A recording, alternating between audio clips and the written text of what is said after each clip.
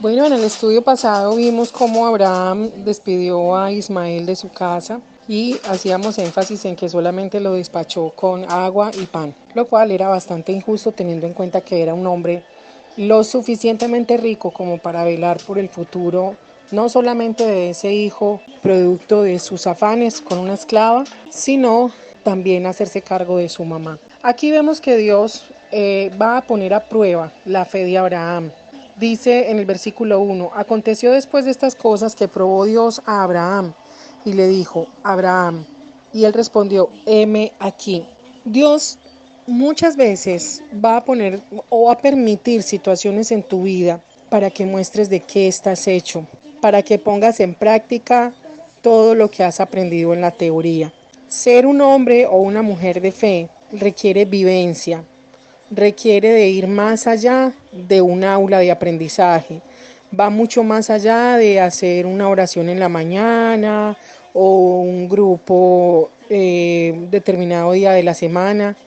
Eso que aprendes en lo secreto, eso que aprendes cuando lees, eso que expresas cuando oras, tiene que ser evidenciado en tu día a día.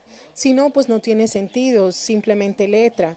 Y aquí se trata de vivir en el espíritu, ser cada día más como Él, porque eso es lo que Él exige de nosotros. Bueno, aquí vemos a Dios diciendo que lo va a poner a prueba. Era necesario que Abraham mostrara ya el carácter que se había forjado en él durante estos más de 25, 35 años, porque ya en este capítulo Isaac ha crecido un poco, y es necesario que Abraham muestre si quiere tanto a su hijo o si quiere más a Dios. Muchos eruditos piensan que cuando Abraham le dio la espalda a Ismael, como lo hizo, tal vez esto se pudo interpretar como que estaba idolatrando a su hijo Isaac y que tal vez en este capítulo lo que Dios pone, digamos, en una balanza es como, a ver, Abraham, muéstrame si quieres más la promesa que te cumplí o si amas más al Dios que cumple la promesa. Para nosotros aplica de igual manera. Muchas veces queremos más las promesas, queremos más las respuestas, queremos más los milagros y olvidamos el relacionarnos adecuadamente con el Dios capaz de cumplir las promesas. En el versículo 2 dice, y dijo, ¿quién dijo? Dios. ¿A quién? A Abraham. Toma ahora tu hijo, tu único, Isaac, a quien amas, y vete a tierra de Moriah, y ofrécelo allí en holocausto sobre uno de los montes que yo te diré. Mire, esto era algo así como arrancarle las entrañas a Abraham. Él había esperado 25 años por el cumplimiento de esa promesa.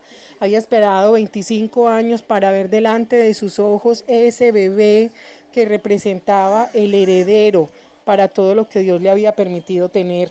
Él había sellado un pacto con Dios. Él había creído en lo que Dios le había dicho. Pero era bastante complicado ver que ahora el mismo Dios que le había respondido, ahora estaba demandando que él asesinara a su hijo. Terribles noticias. ¿Se imaginan? ¿Qué pensaría Abraham? Imagínate por un momento, pongámosle efectos especiales. ¿Será que Abraham en ese momento pensó, bueno, me va a tocar ir a buscar a Ismael y pues traerlo de nuevo conmigo? ¿Será que en un momento se enojó con Dios? ¿Será que se puso a llorar? No hay claridad, pero hay algo que sí es muy claro acá y es que Abraham obedece inmediatamente. Ahora, vamos a situarnos en lo que eran las costumbres de aquella época. No era nada extraño ofrecer un hijo a los dioses. Recuerden que para estas culturas un acto de adoración a estos dioses era entregarle en holocausto al primogénito de sus hijos, ¿sí? Les explicaba la vez pasada que estos dioses paganos eran como grandes chimeneas, por decirlo así, con una figura que tenían bocas grandes y a través de esa boca se lanzaban los primogénitos y eran consumidos por el fuego. Para Abraham, que venía de una tierra, Ur de los Caldeos, tierras babilónicas, costumbres babilonias, no era nada extraño que un Dios pidiera esto. O mejor dicho, eso era parte de su costumbre, era parte del paisaje, entonces no era nada raro. Dice en el versículo 3, y Abraham se levantó muy de mañana enalbardó su asno y tomó consigo 2 siervos suyos y a Isaac su hijo y cortó leña para el holocausto y se levantó y fue al lugar que Dios le dijo. Nótese algo, Abraham no lleva provisiones, no lleva agua, no lleva comida. Muy probablemente en este momento de la historia se inicia lo que hoy conocemos bajo el concepto de ayuno. Tal vez Abraham en su corazón iba clamando todo el tiempo, diciendo, bueno, no voy a comer, lo voy a ofrecer como un sacrificio, yo sé que Dios me va a escuchar, yo sé que Él va a responder, porque yo amo a mi hijo, pero también amo al Dios que me dio a mi hijo, y todos iban en ayuno. Era una distancia, dicen los eruditos, dicen que era una distancia de más o menos entre 80 a 90 kilómetros, la que se tenía que recorrer para llegar hasta el monte Moriah. O sea que no era nada fácil, y a eso póngale el calor, el frío en la noche, los peligros, y Abraham, el hombre más rico de toda esta región, iba solamente con 2 siervos, un niño y él, pero en oración y en ayuno.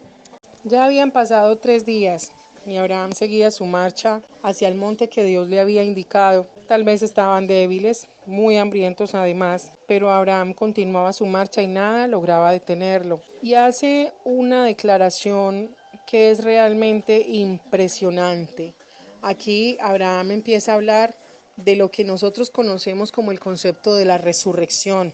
Aquí se hace evidente el por qué Abraham es llamado el padre de la fe, sencillamente porque él empieza a llamar las cosas que no son como si fueran, porque él caminaba, como dice la Biblia, como mirando al invisible. Donde no había camino, él ya iba caminando. Miren la declaración que él hace. Entonces dijo Abraham a sus siervos, esperad aquí con el asno, y yo y el muchacho iremos hasta allí y adoraremos y volveremos a vosotros. Abraham está convencido de que van a ir a adorar, van a ir a presentarse delante de Dios y que los dos volverán con vida. Tal vez Abraham no se imaginaba que un ángel iba a detener su mano de atravesar el corazón del muchacho. Tal vez Abraham pensaba, no, pues, a ver, yo le quito la vida al muchacho, clamo a Dios, Dios viene, se presenta y lo resucita. Eso se llama fe. Cosas que nunca antes habían sido vistas, Abraham ya las abrazaba en su corazón. Y esa es una enseñanza para ti y para mí. Hay peticiones de Dios y hay situaciones en la vida que exigen que nuestra fe alcance mucho más allá de donde nosotros creemos que es posible llegar. Es necesario que con nuestra boca a veces utilicemos nuestra lengua, nuestras palabras, para llamar las cosas que no son como si fueran. Tal vez otra persona en este caso iría por el camino llorando, lamentándose, dando gritos, golpeándose el pecho, arrancándose el pelo. Tal vez estaría ya, ay no, ¿por qué? ¿Por qué a mí? Ay, lamentándose. Dios no quiere eso de nosotros. Dios sabe que hay cosas que te duelen, hay cosas que te molestan, pero quiere que se levante el hombre y la mujer de fe que tú eres, y que en vez de estar usando tu boca para lamentarte o para maldecir, uses tu boca y pongas a trabajar la fe y honres a Dios en medio de cualquier circunstancia. Entonces tu fe será honrada. Si te gusta lo que aprendiste, te invito a que te suscribas, a que le des like y que actives la campanita para recibir nuestras notificaciones. Como siempre, ha sido un gusto compartirles en este día de las grandes proezas que nuestro gran Dios hizo, hace y seguirá haciendo. Hasta pronto.